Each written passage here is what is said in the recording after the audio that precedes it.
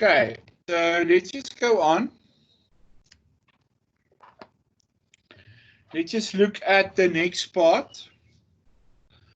Okay, so we want to do the last part, and this is where we use the Haber and the contact process. Okay, now, guys, these two processes are also very important. If we also look at our fertilizer process. So in the Haber process, we use nitrogen and hydrogen. Okay, where does the nitrogen comes from? It comes from fractional distillation. The hydrogen comes from steam reforming of methane or from natural gas. So Sassel is the one that uses this to get the H2 for us. All right, and also the fractional distillation. Then you combine these two, you get ammonia. So that's the reaction, N2 plus free H2 gives me 2NH2. So if you now draw this, and you will see that on the left-hand side, we have 4 molecules. On the right-hand side, we have 2 molecules. Now we want to use the Chatelier's principle to get the maximum amount of ammonia. Remember, these two processes are used in industry. And industry wants to use these processes effectively that they can get the products. All right. So we must use it. We must use the Chatelier's principle to get the products, the correct amount, or the amount that is profitable. But Le Chatelier's principle can only be applied to a certain extent. All right. So this is an exothermic graph. So that means if we increase the temperature, okay, we are going to increase the concentration of N2H2, and we can add a suitable catalyst. All right. So then we can increase the reaction rate. Okay, so that's how we can increase the reaction rate. But we don't want to just increase the reaction rate. We want to increase the yield because we want that NH free. That's what we want, the ammonia. So we will decrease the temperature. Okay. But what will happen is, if we decrease it, we favor the exothermic reaction. All right. But now the problem is we cannot go too low. If we go too low, this reaction will not take place because this is an exothermic reaction. It loves temperature. Okay. So then we can also increase the concentrations of N2 and H2. Then we will forward the reaction. We can also increase the pressure in this reaction. Okay. Because if we increase the pressure, we will favor the side which makes the least amount of molecules, and that is NH free. Okay, but just be careful, guys. We can now see that the temperature cannot go lower than 450 degrees. If it goes too low, the reaction actually stops. Because if you look at the rate of the reaction here, we need to increase the temperature. So if we decrease it too much, we are not going to get our product. All right. The pressure, on the other hand, remember this is made in a vessel, and these vessels can actually just hold a certain amount of pressure. So what I'm talking about, a vessel is normally a big container, and it is pressurized under certain welding conditions, and so this vessel can just take a certain amount of pressure. If you add too much pressure, you can actually break this vessel. All right, so that's not what we want. So for Le Chatelier to work at its optimum, we need more or less a temperature of 450. We need a pressure of approximately 200 atmospheres.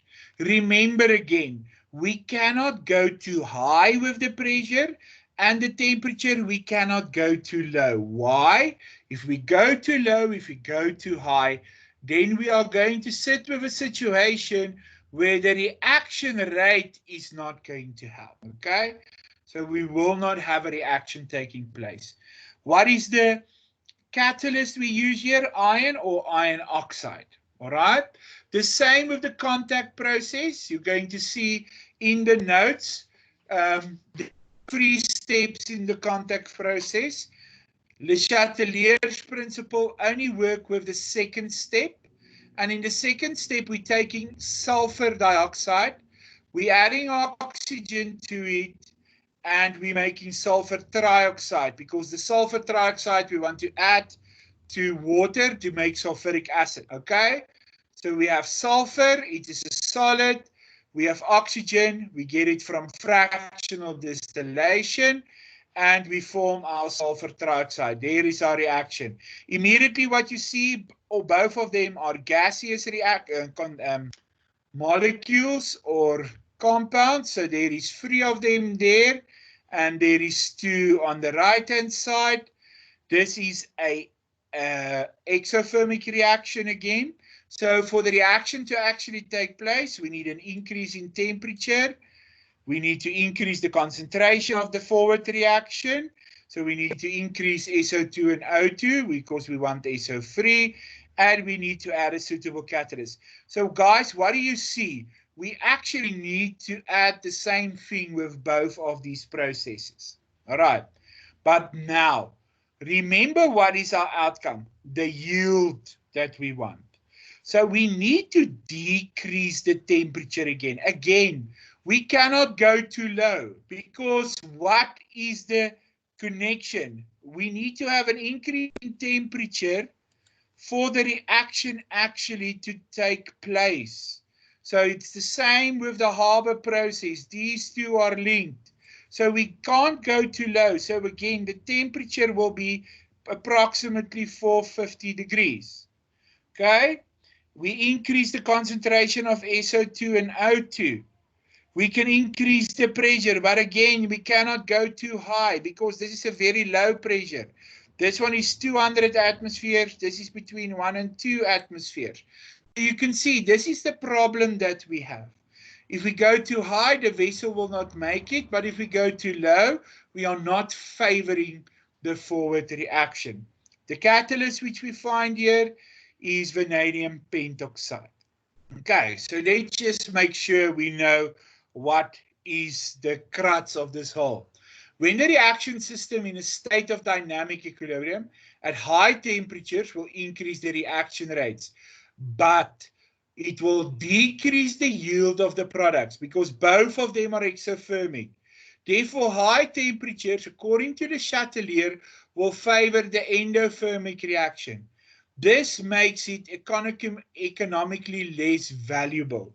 Okay, remember, we also can't just add temperature the whole time because it's also very costly. So both of them sits at plus or minus 450. The industrial process at a high pressure require powerful compressors, strong reaction vessels which are very expensive. This makes the reaction economically less viable.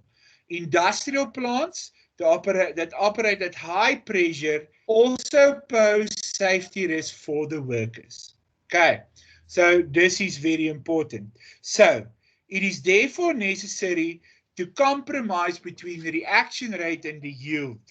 And we need to look at the cost as well. So a pressure at 200 atmospheres will give more or less a high enough yield for the Haber process, and a lower pressure between 1 atmosphere and 2 atmosphere is necessary that we can get our SO3.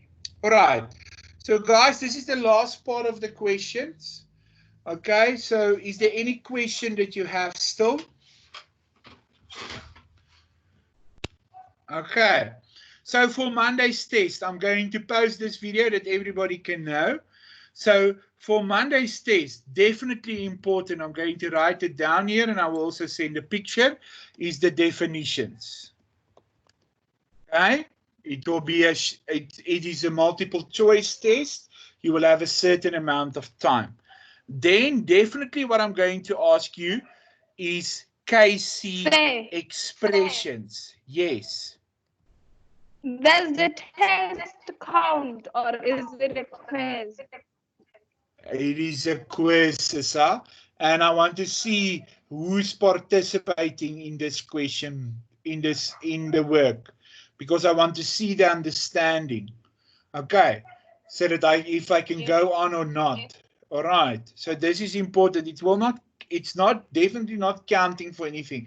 It's for me to see, do you understand the work? Can I go on? Okay, then definitely I will talk about the KC tables. Okay, maybe I can leave something out and I can ask you to work out a change or something which I can ask you to work out.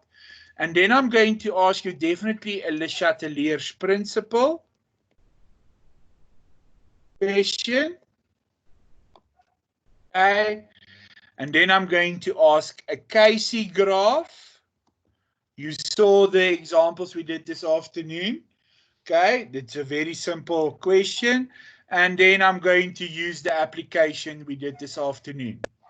Okay, maybe I can ask you also something involving Le Chatelier. Remember the application with the Haber process and the contact process has to do with the Chatelier's principle as well.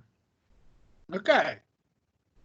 Guys, it will be more or less 20 questions. Okay. It will be not longer than a half an hour, because I want a response from everybody. So please be involved in this whole thing. Okay. All right, so I will send you your homework. I already have the notes and everything copied. If you go to your textbook this afternoon, okay, I just want to say the textbook is relatively useful here again. I just want to see which one are we. Ek is te vinnig.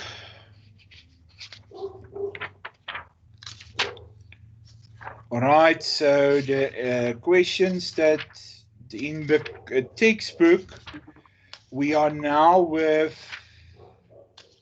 okay, they actually do not just separate it.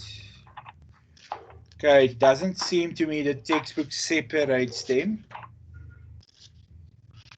Okay, they use it in fully with the application of the principle. So we are still with the same notes of yesterday in the textbook.